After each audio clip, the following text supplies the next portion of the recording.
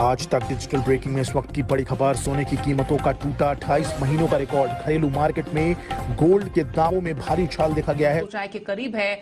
आज सोना इंट्राडे में 56,000 के पार पहुंचा है। सोने चांदी की कीमतें हैं उसमें इस वक्त कोहराम मचा हुआ है। 30 महीने के बाद मतलब 2.5 साल के बाद 10 ग्राम सोने का भाव वायदा बाजार यानी MCX पर 56,000 समय से बाजार को लग ही रहा था कि कब यहां पर नए हाइज बनते हुए नजर आए और हमने लगातार एक तेजी यहां पर अब आते हुए देखी भी है।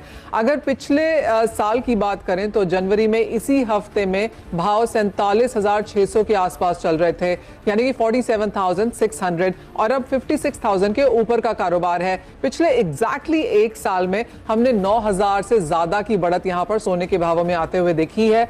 पिछले एक साल में रुपए में 10% का डेप्रिसिएशन भी हुआ है और इसीलिए अंतरराष्ट्रीय बाजारों में इवन एज सोने के भाव 8 महीने के हाईज पर हैं। भारतीय बाजारों में हमने आज यहां पर ऑल टाइम हाईज फिर से बनते हुए देखे हैं। लास्ट टाइम जब 56,200 के स्तर थे तो वो अगस्त 2020 में थे, यानी कि 1.5-2 साल के हाईज के साथ साथ नए हाईज हमने आज यहां पर सोने में आते हुए देखे। पहली और बड़ी वजह यह है कि फेड चेयरमैन, जो कि अमेरिका का सेंट्रल बैंक है, उसके चेयरमैन ने इस बात के संकेत दिए हैं कि आगे जो अमेरिका में ब्याज दरें बढ़ेंगी उसकी रफ्तार धीमी होगी।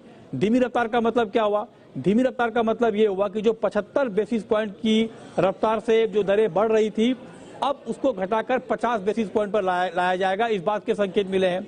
इस संकेत के बाद हुआ ये कि डॉलर का इंडेक्स बहुत तेजी से नीचे आया, 105 के नीचे आ गया। ये वही डॉलर का इंडेक्स है जो कुछ ही महीने पहले 115 के स्तर पर ट्रेड कर रहा था। तो जब डॉलर गिरता है तो गोल्ड बढ़ता है। वो इसलिए बढ़ता है क्योंकि डॉलर भी सुरक्षित निवेश का एक बड़ा जरिया है और गोल्ड भी सुरक्षित निवेश का एक बड़ा जरिया है। तो अब डॉलर से पैसा निकलकर गोल्ड में आ रहा है और इसीलिए गोल्ड के दाम बढ़ रहे हैं। अब सवाल यह है कि यहां से आगे क्या होगा।